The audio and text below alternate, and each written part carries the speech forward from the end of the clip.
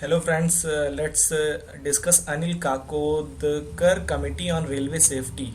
So this is issue 1 and this is discussed for Civil Services Mains 2015. So before we start, let's discuss why this issue section. So this issue section has been made by me because first of all we want to have all the issues like whichever the important things that can come in Civil Services Mains in a particular place. So this way we will have all the important issues at one place and we will not have to just repeat the same things again and again. The second thing is that only these things come in civil services mains, not the news items which daily come, like Aam Aadmi Party has said to reduce 50% tariff in electricity. Those things don't come. Only the issues come. The third thing is that we can directly, when we are able to understand these issues very good, then we can directly relate them in other questions also. And fourth thing is that we will make sure that we make it interesting. And the fifth thing is that it will also help me to revise my things. So if I am reading a particular issue, let's say it takes for me to understand it in let's say 30 minutes, but in this particular video I can just repeat it in 5 minutes, so that way I will make sure that I can revise it very fast. So that's why this issue section, and we will make sure that we just make a whole means repository of all important issues in this particular month, then next month, then next month, up to Civil Services Mains 2015. So let's start. Okay, so Anil Kakodkar Committee on Railway Safety, what are the recommendations? The first recommendation is that Railway Safety Authority to be formulated under government. So there will be a this Railway Safety Authority. This will be a particular body which will be government body, and which will be independent also. It will not have any interference from government, and it will have chairman and experts from outside. So let's say this is the body. So the chairman, here is the chairman, and all the experts, they all will be from outside, means outsourced from universities or means colleges or from foreign institutions or from bureaucrats who have already worked in railway.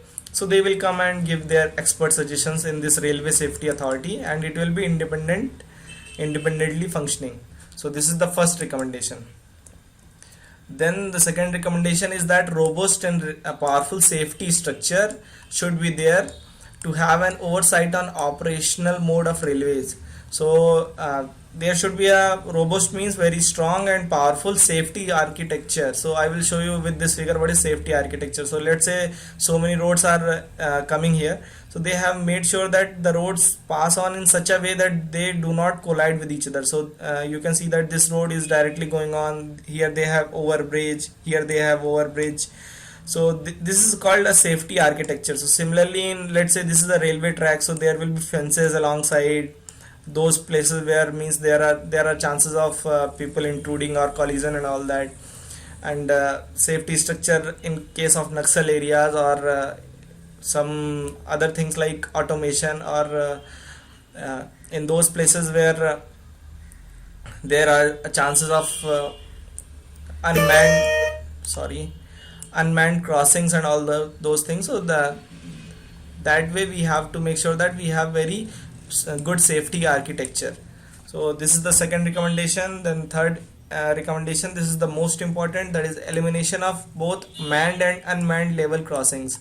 So you have seen that this is unmanned level crossing. So here there is no gate, and apart from gate also there is no person who will make sure that the gates are closed or open. So the places where this is manned, that is called manned crossing, and the places where there is no person, it is directly open, that is called unmanned.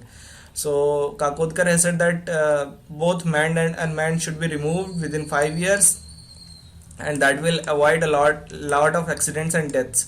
So then he has given a fact that level crossings account for 65% of total deaths in train accidents. So if you are thinking like it's train accidents, train collision or train fire, that is the major cause of that death, that is not true. 65% of death occur in such unmanned crossings, and these are called level crossings. So they should be removed, and this will also increase the line capacity, as trains won't be held at busy LC gates.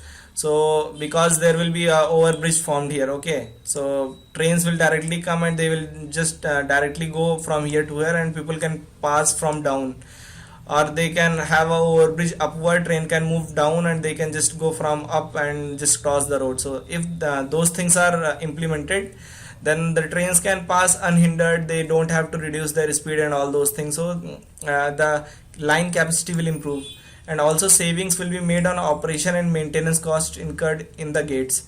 So because there will be no person who will be taking care of these gates, so of course the maintenance charges will be reduced, also salary charges will be reduced.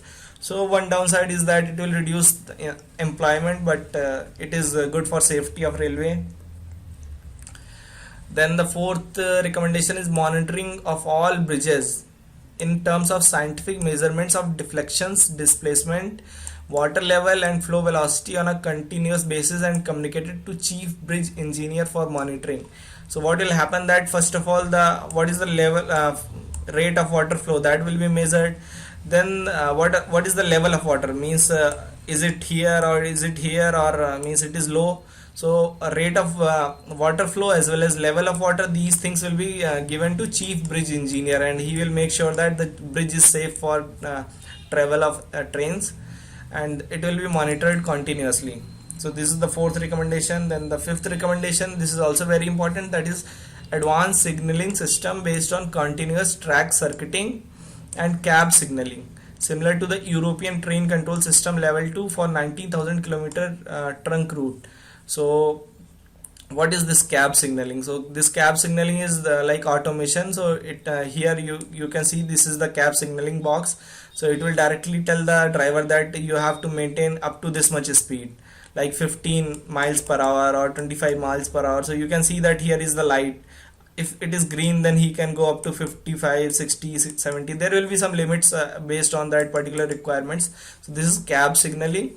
And continuous track circuiting means this will be continuously means giving the driver about the track which is coming. So let's say train is going from here to here, so this cab signal will automatically take care of all the signals which will be on ahead of the track, and it will just keep providing the information to the driver.